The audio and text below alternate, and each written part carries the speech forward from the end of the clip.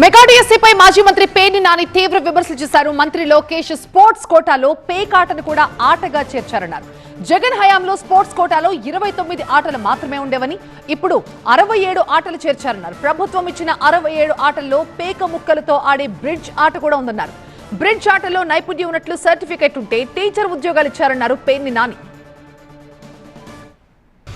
ఆటలను కూడా జగన్ గారు ఉన్నంత వరకు 29 ఆటలే ఉన్నాయి. ఇప్పుడు 67 ఆటలను చేశాడు. 67 ఆటలు కొత్త ఏంటో తెలుసా అండి? మన ఇంటి ముందు స్కూల్స్లో రింగ్ ఆడుకుంటాం. రింగ్ ఆడుకునే దాంట్లో ఆఖరికి ప్యాక్ ఆట కూడా పెట్టాడు. జోక్గా సీరియస్. ఇది మా లోకేష్ టీచర్లకి ప్యాక్ ఆట పెడితే అట్లా అని పెట్టినవారు అనుకున్నా. చూస్తే లేదు, కొత్తగా 67 ఆటల్లో 40వ ఆట మీకు కావాలంటే లెక్క చూసుకోండి. లిస్టులో గవర్నమెంట్ ఇచ్చిన 40వ ఆటలో బ్రిడ్జ్, పేక మొక్కలతో ఆడేటువంటి ఆట బ్రిడ్జ్. అది దాని పేరు BRIDGE బ్రిడ్జ్. పేకలతో మాత్రమే ఆడతారు, వేరే దేంతో ఆడరు. ఆ బ్రిడ్జ్లో నైపుణ్యం ఉన్నా కూడా టీచర్గా తీసుకున్నారు.